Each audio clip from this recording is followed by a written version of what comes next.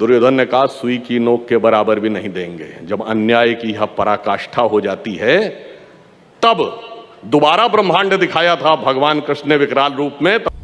नमस्ते दोस्तों, मेरा नाम सुरेश लोहिया है और मेरी इस मोटिवेशनल चैनल में आपका स्वागत है। आज का सब्जेक्ट है स्पिरिचुअल। सुधांशु जी त्रिवेदी जो बीजेपी के लीडर भी है और स्पोक पर्सन भी है, उनको गजब का नॉलेज है और ख़ास करके हिंदू धर्म का नॉलेज तो उनको बहुत ज़्यादा है। तो मैं उनकी काफ़ी बातों से प्रभावित हुआ। तो कुछ बातें जो उन्होंने एक सेमिनार में बताई थी, तो मैं चाहता हूं कि आप भी वो सुने। भारत की परंपरा क्या परंपरा कहलाती है? गुरु शिष्य परंपरा, पिता पुत्र परंपरा नहीं होती। इसीलिए जब हम पूजा करते हैं और हाथ में जल लेते हैं तो पंडित जी संकल्प दिलाने के क्या कहते हैं? पहले अपना नाम लीजिए। अगला वाक्य क्या होता है? ये नहीं होता अपने पिता या बाप का नाम लीजिए, अपने गोत्र का नाम लीजिए। यानी परंपरा क्या है? जो आपने आध्यात्मिक परंपरा से आ रहे हैं, दैहिक परंपरा का वह महत्व नहीं है। इसीलिए आपने देखा होगा कि भगवान राम के भक्त हनुमान जी के मंदिर यत्र तत्र देखे होंगे, पर उनके पुत्र लवकुश के मंदिर दिखाई नहीं पड़ते, क्योंकि हमारे यहाँ आध्यात्मिक परंपरा यानी स्पिरिचुअल सक्सेशन का महत्व है। हमारे यहाँ बायोलॉजिकल सक्सेशन का महत्व उतना नहीं है।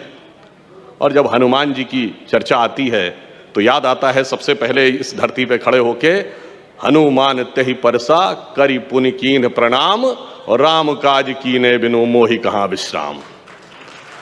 हनुमान जी बहुत विनम्र हैं, अतुलित बलशाली थे, मगर अपनी शक्ति भूल गए थे।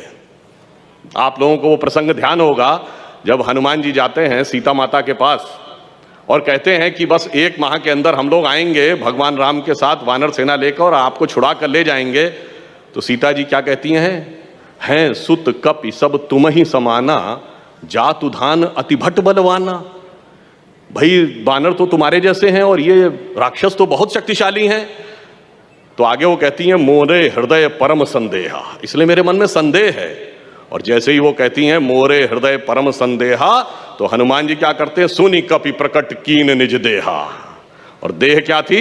कनक भूधरा कार शरीरा, समर भयंकर अति बलवीरा। बस यही अंतर है। हनुमान जी का वह विराट तेजस्वी स्वरूप जो समाज में चेतना, एक विराट तेजस्वी चेतना, प्रखर चेतना उभर कर सामने आ रही है। कुछ लोग नहीं चाहते कि वो चेतना सामने आए, क्योंकि हनुमान जी के समान जो समाज अपनी चेतना की शक्ति भूला हुआ था, विस्मृत थी, वो क्रमशः याद आती जा रही है। इसलिए उन लोगों को यह निशाचर नजर आ रहा है। अस्तित्व का विज्ञान या साइंस ऑफ बीइंग भी है और आर्ट ऑफ लिविंग भी है।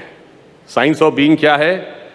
आप याद करिए, एक ही समय में भगवान 2 अलग अलग रूपों में 2 प्रकार के रूप दिखाते हैं। जब भगवान कृष्ण बाल कृष्ण के रूप में थे और उन्होंने मुंह खोला था तो माता यशोदा को पूरा ब्रह्मांड दिख गया था ना। उसमें किस बालक के मुंह में दिखा था?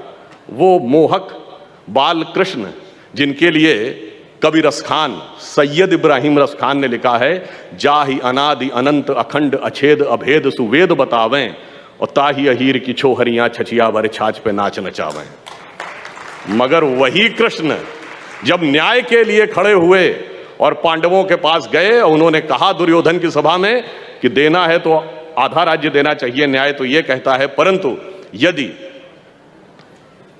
देना हो तो 5 गांव दे दो, हम संतोष कर लेंगे। परंतु दुर्योधन ने कहा सुई की नोक के बराबर भी नहीं देंगे। जब अन्याय की यह पराकाष्ठा हो जाती है तब दोबारा ब्रह्मांड दिखाया था भगवान कृष्ण ने विकराल रूप में। तब उन्होंने दुर्योधन से कहा दृग हो तो दृश्य अकांड देख, मुझ में सारा ब्रह्मांड देख, नभ में ये कुंतल जाल देख, पग के नीचे पाताल देख, गत और अनागत काल देख, मेरा स्वरूप विकराल देख। तो दोनों स्वरूप दिखते हैं, मोहक भी और ओजस्वी भी। इसीलिए कई बार कुछ लोग ऐसे हैं जिनको हिंदू धर्म और हिंदुत्व में अंतर नहीं समझ में आता। तो भगवान कृष्ण का एक स्वरूप धर्म भी है, वही दूसरा स्वरूप एक्टिविटी भी है, वो एक साइंस ऑफ बीइंग है, या आर्ट ऑफ लिविंग है। मुझे उम्मीद है कि आपको यह वीडियो अच्छा लगा होगा। दोस्तों इसको शेयर कीजिए, लाइक कीजिए और अगर सब्सक्राइब नहीं किया अभी तक तो सब्सक्राइब कीजिए। इसी के साथ ये मैं मेरा वीडियो पूरा करता हूँ। नमस्कार।